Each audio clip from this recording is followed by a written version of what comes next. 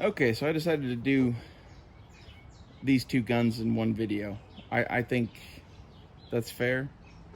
I don't know. I don't really have that much to say about either one of these without the kit that goes with them. I just did a big video on the kit. So, why the 1911? Well, I wanted a fucking, like, the perfect pistol. And I really liked the 1911. And I started fucking with this one, and it kind of started turning into like a Space Blaster pistol. It's like, look at this thing. It looks like Han Solo should have this shit. And I don't know. I fell in love with it. 1911s shoot really well. 45 auto hits really well. 45 auto is cheap right now compared to a lot of shit. There's a whole lot of, yeah, 1911. And the grips on this thing are from World War II. These are Bakelite grips, and they're mismatched. So they're even cheap. That's really my thing with this gun, is like the engraving on this I did myself with a Dremel tool. And when I say I did it myself, I did this freehand. I wrote this in Sharpie and then traced it with a Dremel. Not many people could do this as cleanly as I did this freehand, especially not while as high as I was. I really like that about this gun. I really like the engraving on this gun. The engravings are Crom, which is the god from Conan the Barbarian, the Wheel of Pain from Conan the Barbarian. This is actually my channel logo now. I dig that symbol. We'll get into the whys someday, but I have my initials there. Then on this side, 26, which is one of my favorite numbers. Sally from Black Ops, and I put kill marks on here like Black Ops 2, and I put 8 of them. I did that because there were 8 rounds in the magazine. I thought that was cool. The sights on this are still the factory sights. I haven't fucked with those yet. I did have a Meprolite FT Bullseye sight. I'll do a video review of that. I have it somewhere. It's clearly not on the gun, so ergo I probably don't have anything good to say about it. But the holster was molded for the FT Bullseye. You can see that. And like, the holster is an important part of this kit too. Like, I made this thing. This is Kydex and a big sheet of leather, and I made this. I didn't design this. I just molded the plastic and started like going at it in a fucking garage. And this is the holster that came out of it, and I really like it. In my opinion, this holster, for me to have had this made, would have cost hundreds of dollars. No one would have made this thing.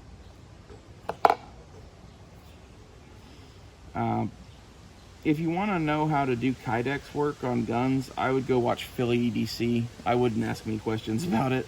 I learned everything that I know about it from Philly EDC and a couple other places. The only suggestion I would have to you on this shit is, when you heat the Kydex, heat it in a t-shirt press. It's a handy thing. The light on here is the Streamlight TLR6. Matt actually gave me this, and it does white light, laser, or light and laser. I like it. I wanted a full length slide on here, and this is a commander length, so I added the Punisher comp to look cool. And it is a barrel bushing compensator, and I don't know for what reason, but it does tame the recoil of the gun. I'm guessing because it adds so much weight to the front of the slide. I don't think these cuts do anything at all. That's my theory. This is my favorite pistol. If I could only own one pistol, it would be this one. I've thought about Xing out the rim there so it's Cromington, but I kind of like having Crom and Remington and leaving the markings unmolested. Oh, I bobbed the hammer too. The hammer used to be out to about there, and now if you don't cock it the way I cock 1911s, you won't like this 1911. Because if you notice, when I go to cock a 1911, I ride way, way up high on it.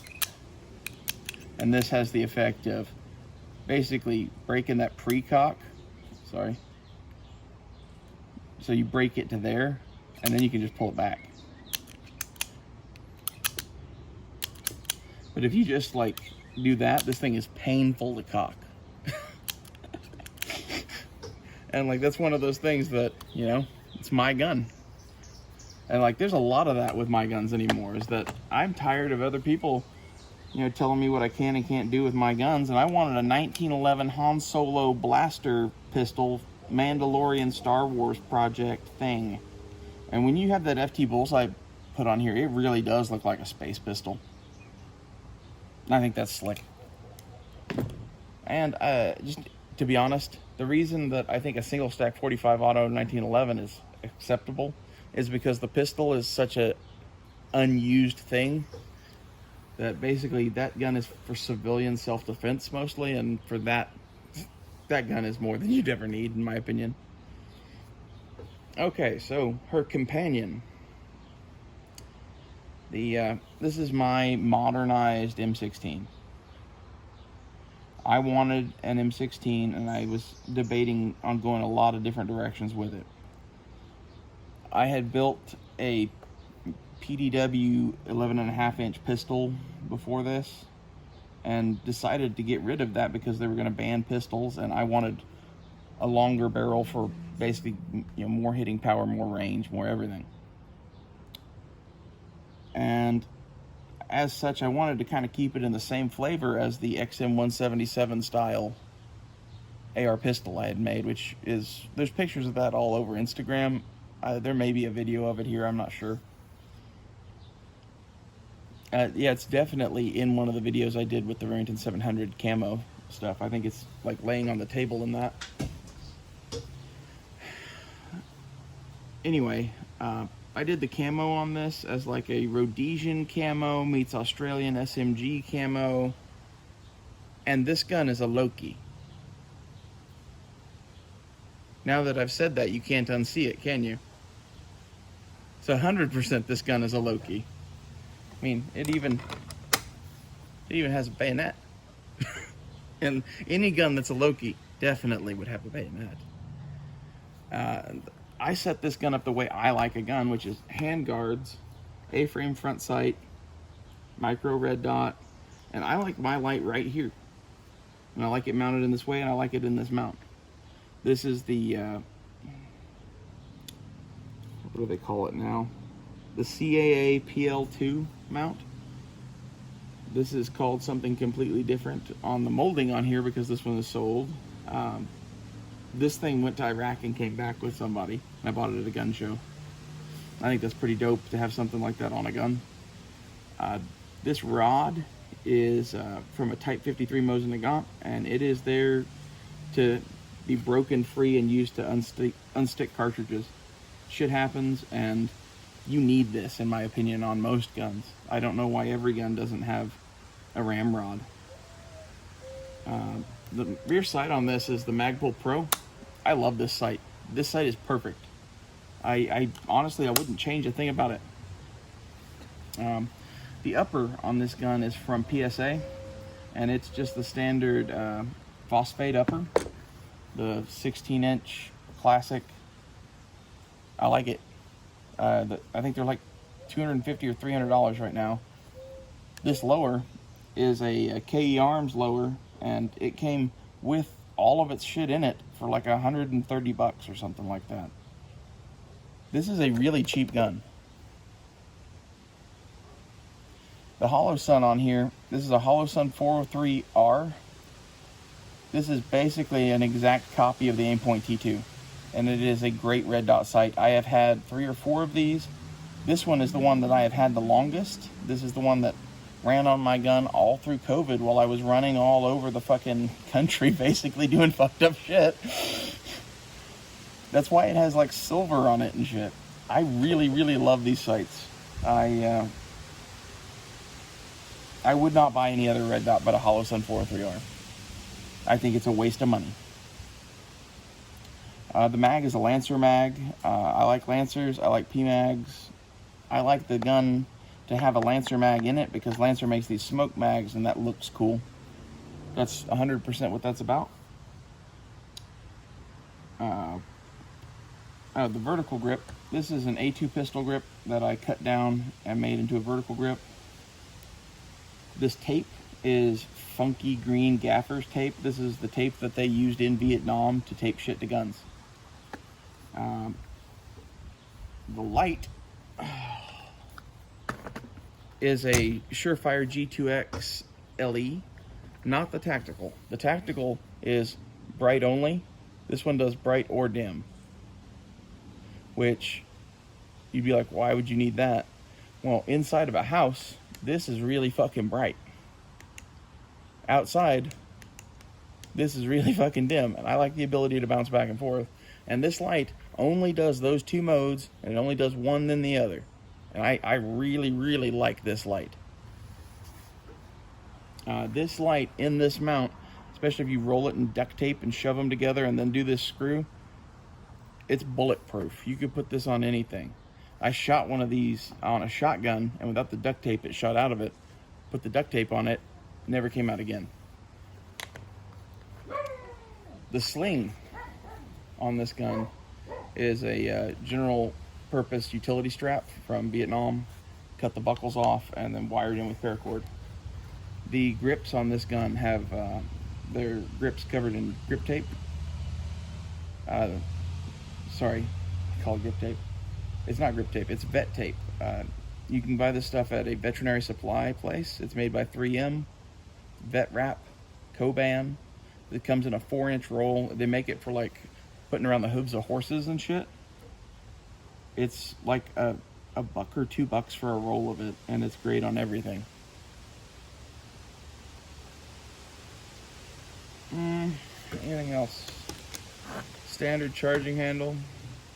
Forward assist, because, you know, I'm man enough to have a button on my gun that I'm never gonna push. Fucking weirdos. And the bayonet. The fact that this has a bayonet on it and does not have a railed handguard on it would be extremely controversial in some circles. And this is, I wanted a retro gun for my defense gun, A.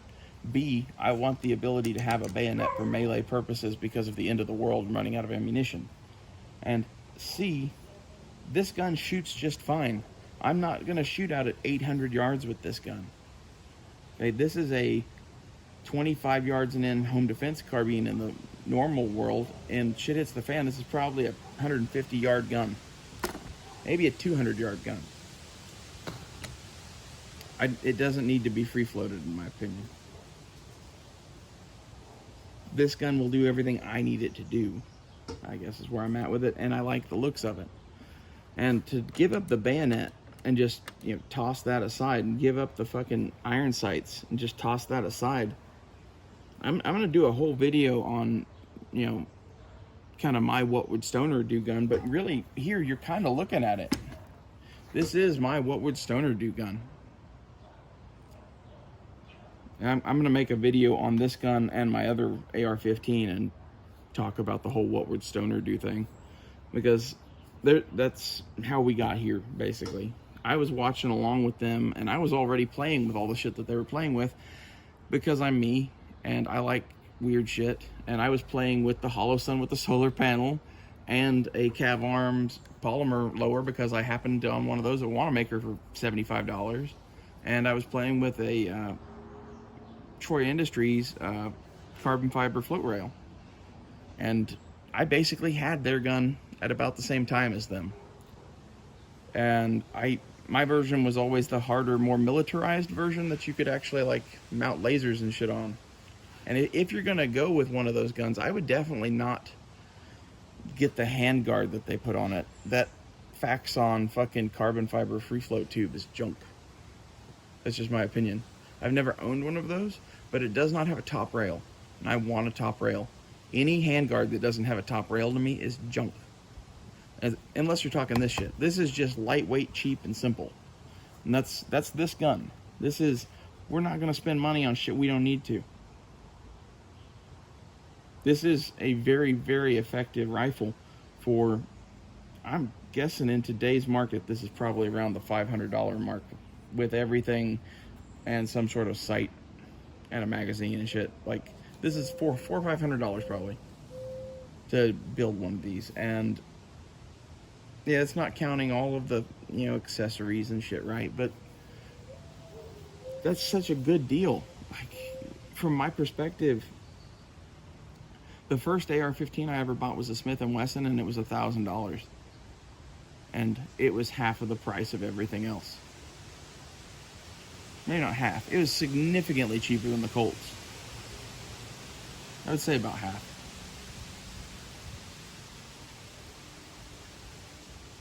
You live in an incredible age if you know what to buy.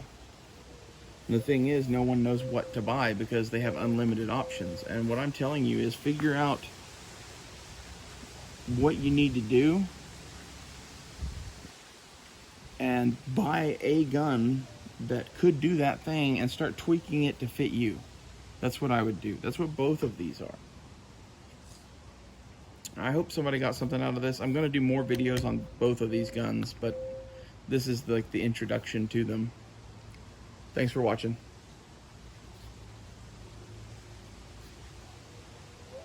Interesting. Sorry, I was trying to see how much time was on the fucking camera. I'm going to do another video. I already ended this video, but this is like bonus content for those who didn't click away. You know, you get like the super like, you know, extra secret squirrel edition of fucking Ray Ray's rantings right now, because basically I am convinced that the flying saucer, whatever that was shot down at Roswell, was actually a Nazi craft being flown from Argentina. I have reason to believe that basically World War II didn't really end when everyone thinks it did. And that's real, and you should believe that. I'm sorry, I can't really prove that to you here, but that's what I've gotten from the ether. Prepare your minds to know that World War II probably went on at least into the 50s or 60s in some capacity in South America, Antarctica, and maybe space. So, thanks for watching.